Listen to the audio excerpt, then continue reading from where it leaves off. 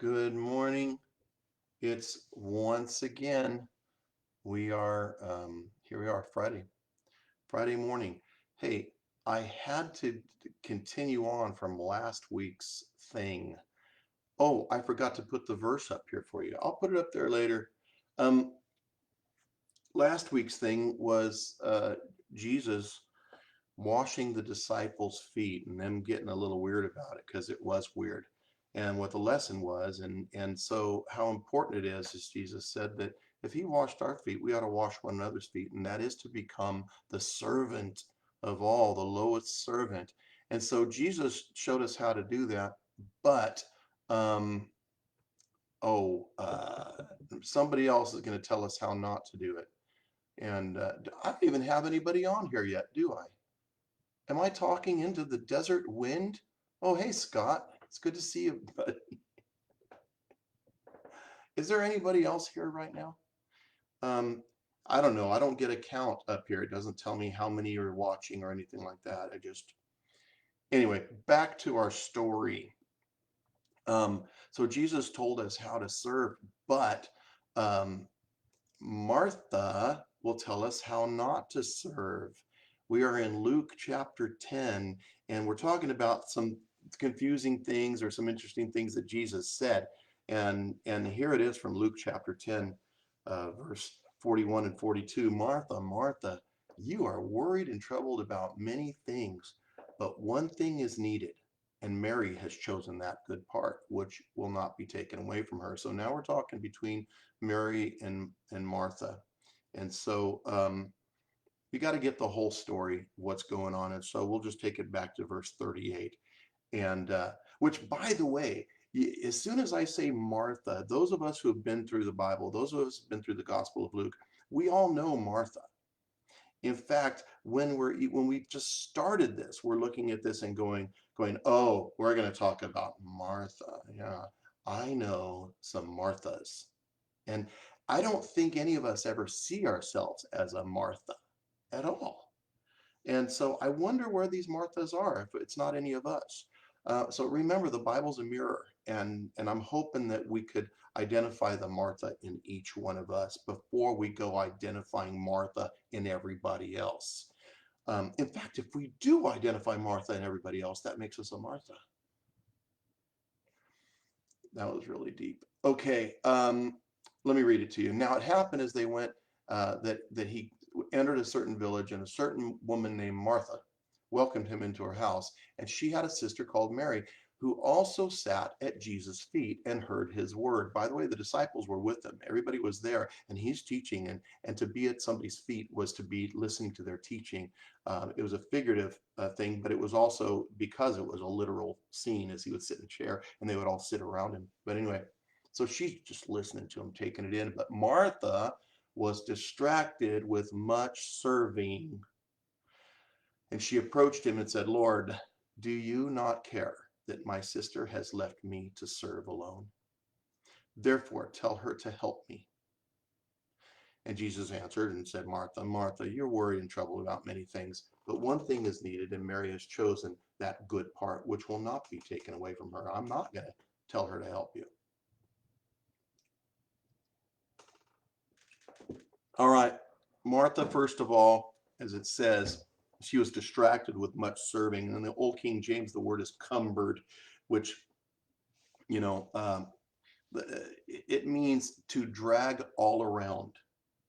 It's like carrying a heavy load everywhere you go, like dragging a big 100-pound sack of potatoes everywhere you go.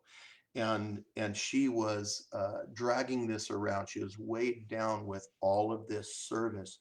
And I want to suggest that in our serving, if it feels like we're carrying around a heavy load and we have, um, and we feel like we're just doing everything, I really don't think it's too much service that is our problem. I think it's just making too much of it.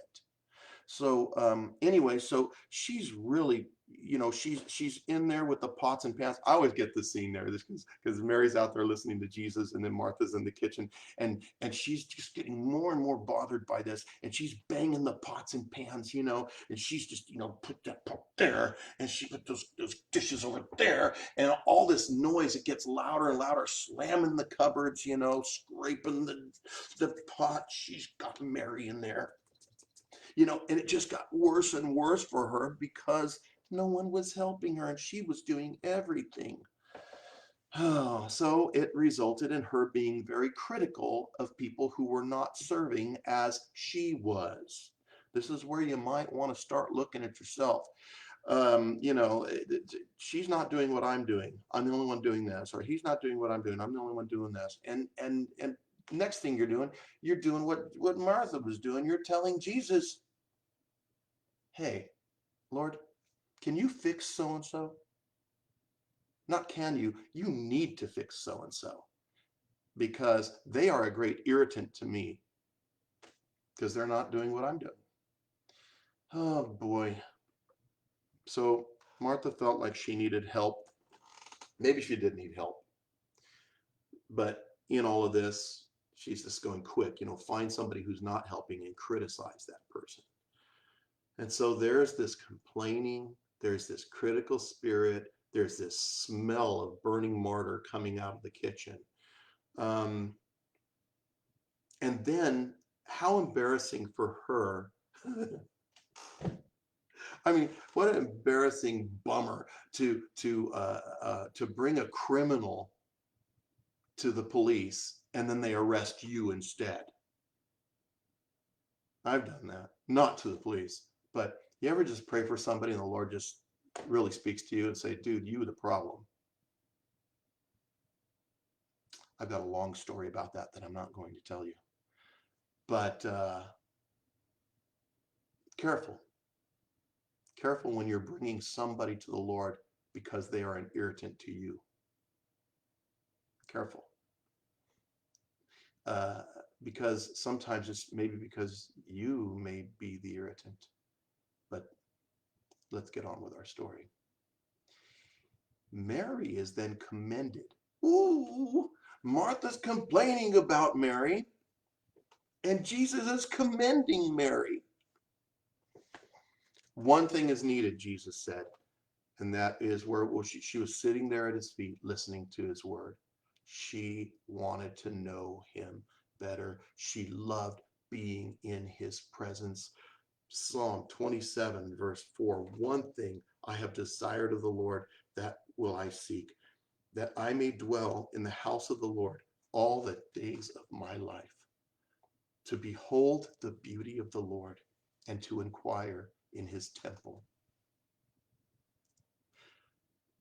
The most important thing in our lives is getting to know Jesus. There's nothing more important than getting to know Jesus. As a believer, I thought when I first got saved, the most important thing was evangelism. The most important thing was making sure to learn the Bible. I thought it was one of the most important things was to get to serving God in some manner. All of these things are important and they cannot go undone. But it has to start with getting to know Jesus. Everything will flow out of that. In fact, if you've known me for more than 2 months, you know what I'm going to say next. And that is Paul, the apostle. We read in Acts chapter 9, when he was saved, when the Lord found him and knocked him off his horse. That day, that moment he was saved, he asked Jesus 2 questions. And that is, who are you and what do you want me to do? The most important question is the first one. By the way, Paul would spend the rest of his life living his life according to those 2 questions. Who are you and what do you want me to do? And the more you work on number 1, the second question is going to take care of itself. Sometimes we as believers are more concerned with question number 2. We get all about the doing and forget about the knowing. I think this was Martha's problem. Martha loved Jesus as much as, Martha could. But in that love for Jesus, Martha was kind of one of those people who was a natural kind of a servant. I mean, she probably liked being in the kitchen unless her sister was doing something else. She probably, she was just somebody who would naturally serve. Maybe you're one of those people. Maybe you've never ever complained about anybody not helping you because maybe you don't do anything. I was thinking about that for myself, but Martha forgot the first question. And she was all over the second one. And so the Lord's just telling her, hey, look, you got to get this question number 1 first. If you, by the way, are a complaining criticizer, stop for a second. Just stop for 1 second. And do like what the disciples said when Jesus said, one of you will betray me. And they all looked around and go, is it me? Is it me? So let's just stop for a second and say, is it me? Because we all like to think of ourselves as Mary. No, I love to be with Jesus. I love to be in his word and praying and worshiping. And that's great. It really is great. But is there a Martha in you? So if you are complaining about anybody else because they're not like you, if you're criticizing other people because they seem lazy, but you really don't know, I think maybe you have forgotten the first question. And as Jesus served the disciples, he did it, well, obviously he did it perfectly. And you and I are never to give up serving, but we must serve as a result and as an overflow of a life wanting to get to know Jesus. And somebody go, well, how do I get to know Jesus? How do I get to know Jesus? Be in the Word. Be in the Word. Ask him questions while you're reading. Be in prayer. Stop. Be quiet in prayer. Those dreadful times of prayer when I just stop asking him for stuff, and I just say, you got anything for me, Lord? And certainly he has something for you when you're in his word. And just get quiet with him, with the desire of getting to know him. And as a result, everything you do is really going to be a blessing, not just to others, but to even you. So don't be cranky when you're serving. Don't criticize others when you're serving. Don't complain when you're serving. Just get to know the Lord, and out of that, then serve him. Okay? I hope all of that makes some sort of sense.